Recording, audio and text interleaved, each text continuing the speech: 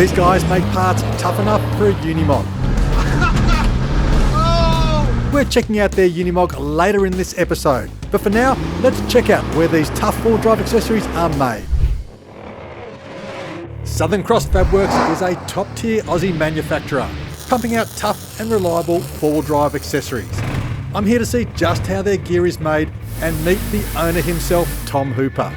I've known Tom for around 20 years, and whilst he is technically deaf, it's never held him back, whether it's competing in the early days of Aussie rock crawling or building this incredible business from scratch.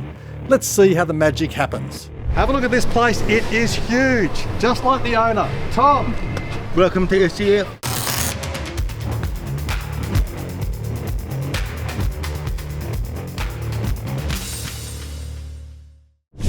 First up, let's visit the office to see just how operations are managed.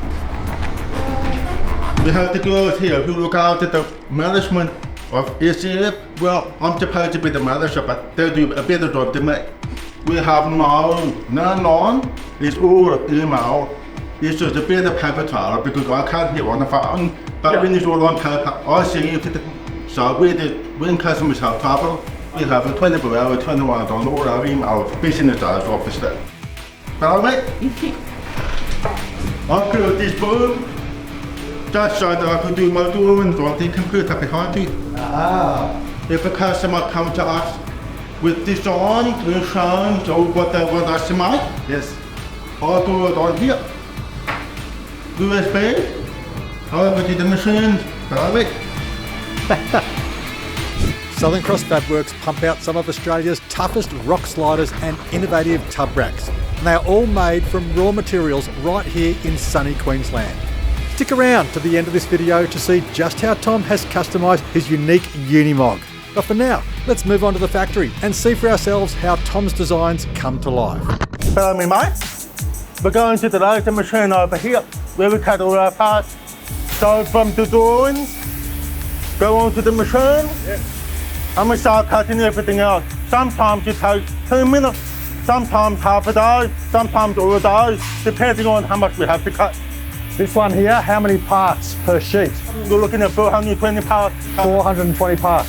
Yeah. All in one. All in one. And it tells me that the total time is 3 hours and 7 minutes for this job. 3 hours and 7 minutes. Yep. So when we're cutting our sheets or part, we used to use drop saws and bend saws, and that was a time-consuming process. So with all our drawings, we've loaded them onto the part later. So as you can see the drawings in here, of course you can see them being cut in here. And that will just be set by the computer, one full length, 6 metres in the big 6.5 metres. 6.5 metre length, and we'll just cut each piece, bang, bang, bang. And it does engraving as well, so that you can identify what part to part. And from here you go to folding. Go to folding, follow me over there. So from design, the information comes straight through to the laser here, which does all of the laser cutting of the part with absolute precision. All right, okay. How many ton press is this? 50 ton. 50 ton. 50 ton. That's 5 mil steel? 8 mil. 8 mil. Oh.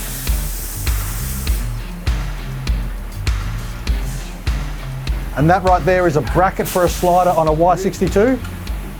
Then from that point, thank you.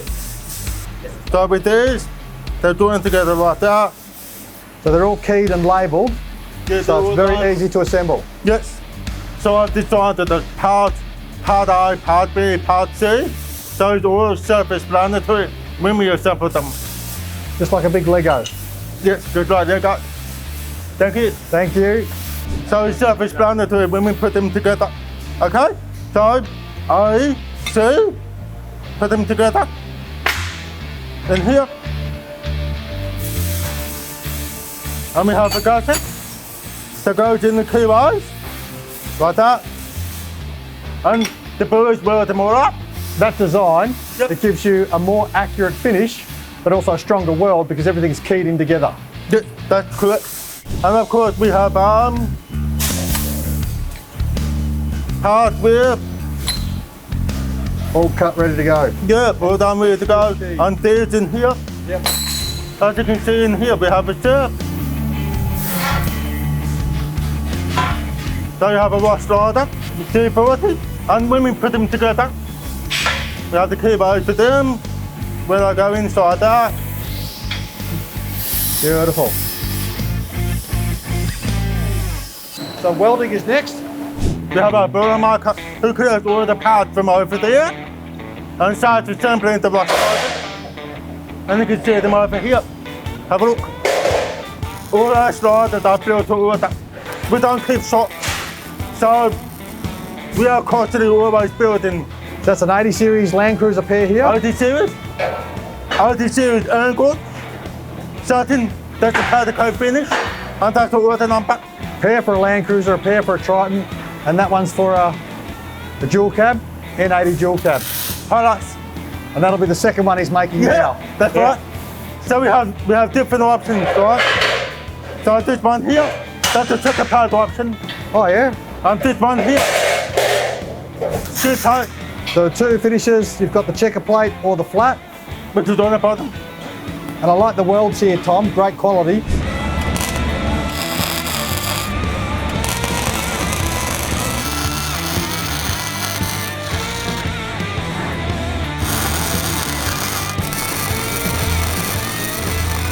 So all these sliders then go next door.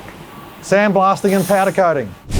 One of the biggest things that people don't realise when they call us or email us, they think that I work from a backyard. Yeah. Because that's what most slider companies do. They work from home or they work from a very, very small shed. And there's only a few of us in Australia who actually have something like this. Right. So it's sandblasting room. So the brewers come in here and they blast this. So that's our tabak. So that's unblasted, this is blasted. That's blasted. Yep. So sandblasting creates texture on the bare metal, which allows the powder coating to attach itself. So if we powder coat on bare metal, it'll just black hot. And it cleans it, removes any impurities, and as you said, gives it that texture for better adhesion. That's correct. How long does it take to get a rack from that to this? Probably about 15 minutes each. 15 minutes. Yep. Beautiful. And from here, straight to powder coating. Right, the powder coating. So we back for about 20 minutes for primer, then back out again and goes in while it's hot, How hot is the oven? 180 degrees. And we put a top coat in and then goes back in and then it comes out. Once that's cooled down, I believe that went through for a recoat.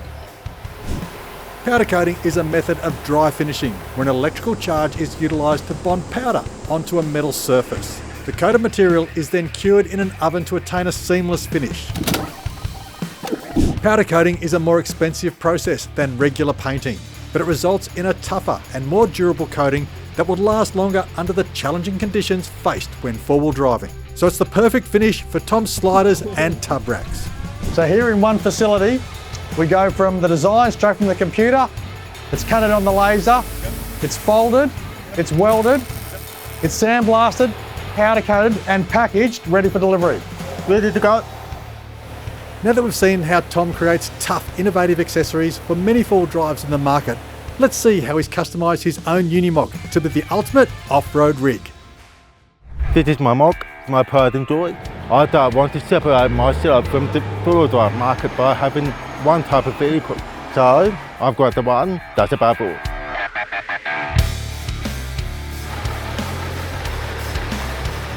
When I bought the Mog, there wasn't very many options for brewer barrels available on the market, so I ended up making my own. I used my own facility, which I've got laser cutting and bolting and welding, and I made my own bar. And it's made a 5mm plate with 2.5-inch pipe. And we've got the custom number plates, and we've got light first lights on here as well. And it's got the carbon 20,000 pound tank winch in here as well, which I've used it for some recoveries, not for myself, but for other four-wheel drives. As you can see, I've already used it. I don't take it shopping, I take it off-road, and I have a good time with it.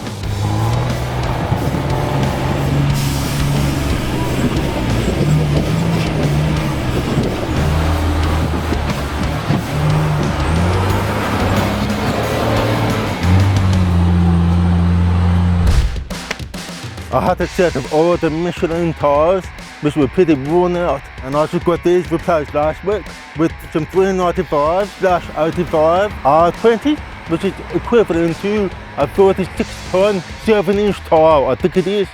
But everyone calls them 47s, so they've been really good. I've been really happy with them. I made some hubcaps, as you can see in here. The reason I replaced the hubcap was I broke a valve on the last trip, and you can see it's already ripped along here. So he's done his job this time around. The Unimog is eating it! Oh! Woo! Awesome! When I first got it, it didn't really have very many comfort, so I proceeded to upgrade with air-ride suspension seats where the seats ride up and down when I'm off-road, which is good for my back. And I upgraded the dash with air conditioning. You've even got the air horn as well. Here. Div locks, so I've just replaced everything to make it more personal for me. And so far it's been really good. So obviously, the Mog weighs a little over 7.5 tons, and there's not many forward roads that can recover me if I ever do get stuck. But turn from carbon has given me two 20,000 pound wings front and rear if I ever need to recover other vehicles. I made the housing, and I've got those rear cradle from Roadrunner Fabrication. That's pretty much it. Thanks, Tom. Awesome build, and we absolutely love it. Tom's Unimog conquers every track we throw at it. And if you want to see more of this beast in action, check out this episode of Life Off-Road right now.